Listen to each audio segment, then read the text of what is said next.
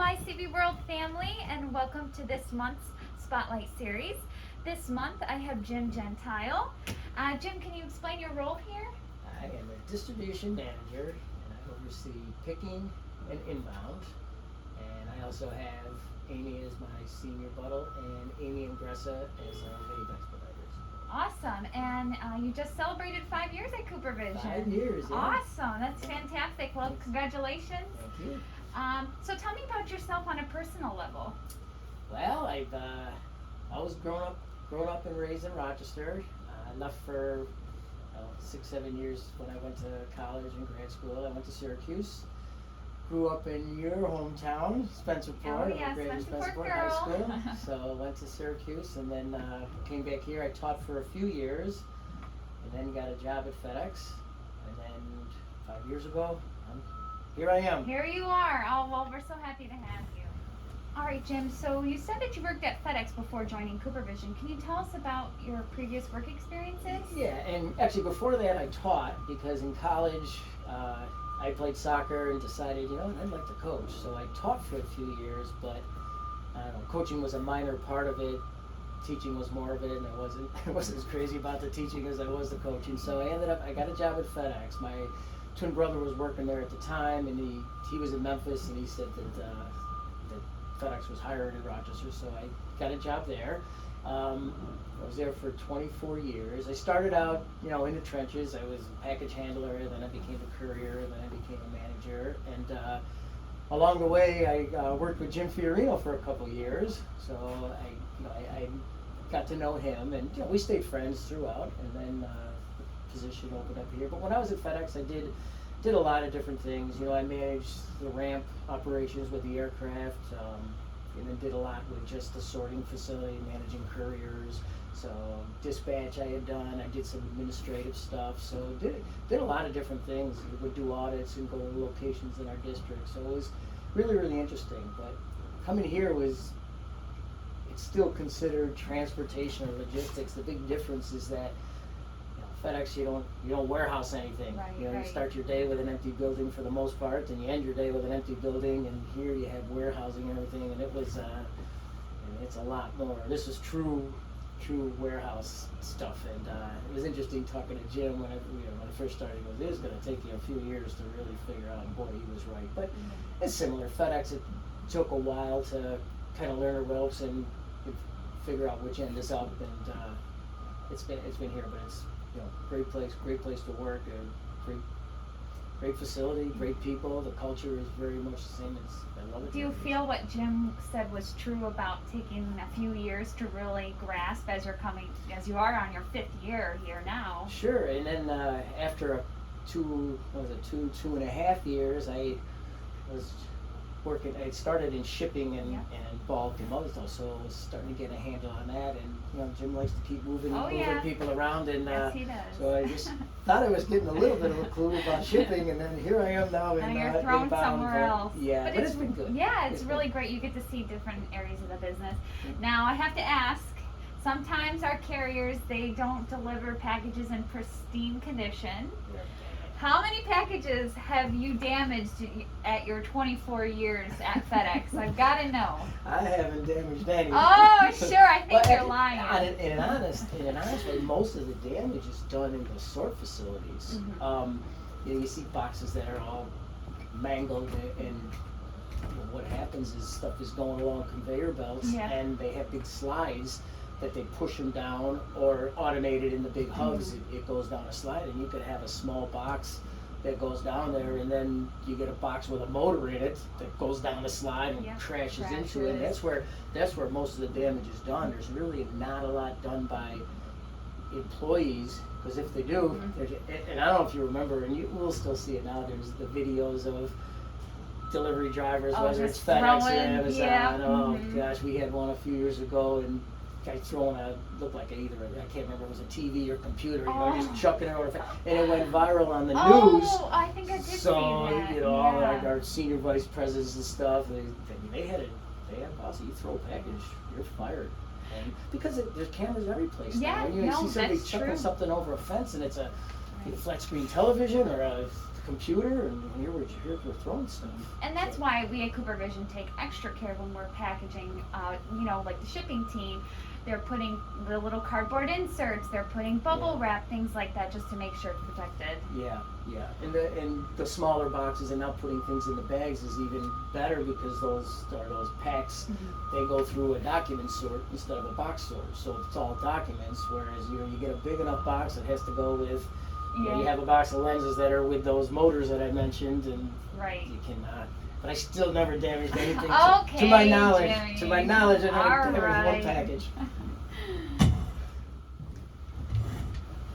So with the last question, we both agreed that working at Cooper Vision is great. What's your favorite part of working at Cooper Vision, and why do you think that we are continuously award-winning and getting recognized, such as the Great Place to Work, the Forbes Top 100 list?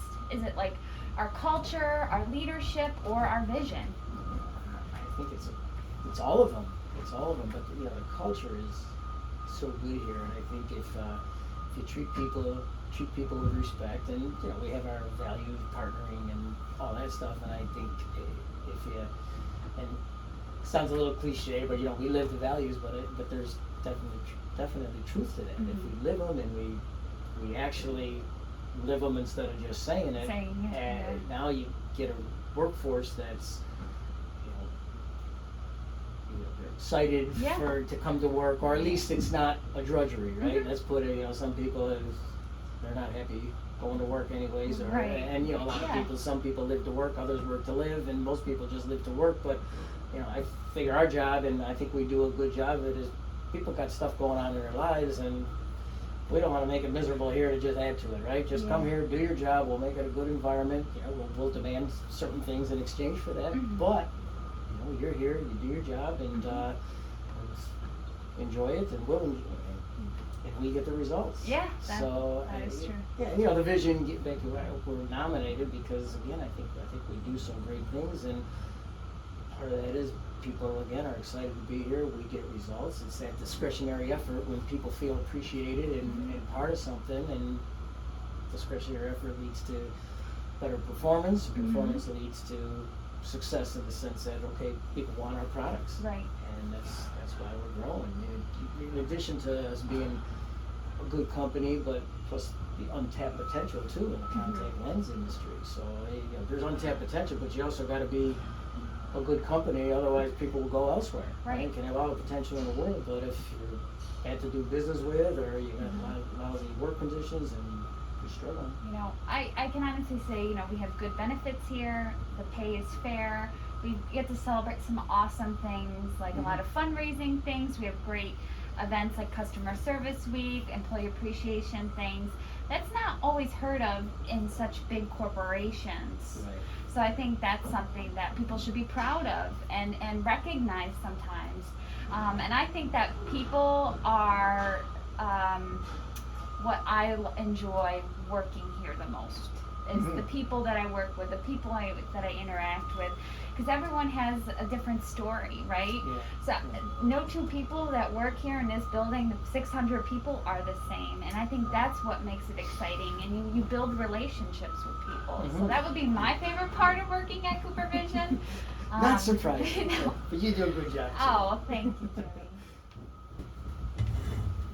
All right, Jimmy, I have one last question for you, just for fun.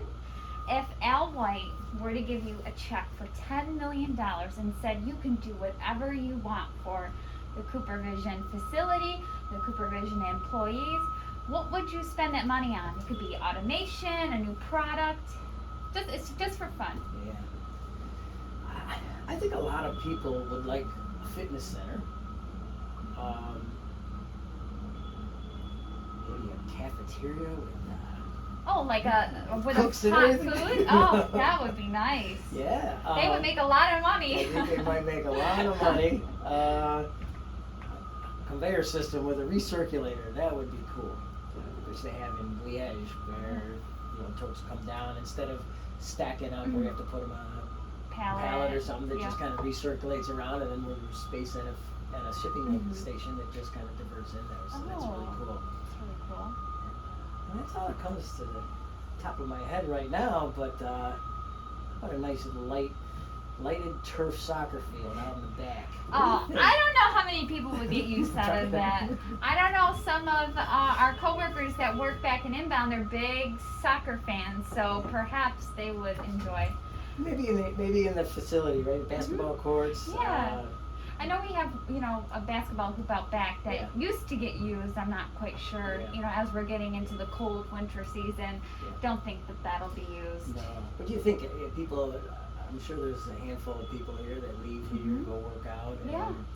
What a great place to either come before they work or after work, and then they just go right home. Yeah, on our direct to the director function that on My Savvy World, that question about a fitness center is asked at least a few times a year. Is it really? Yeah, and it is anonymous, so I'm not quite sure.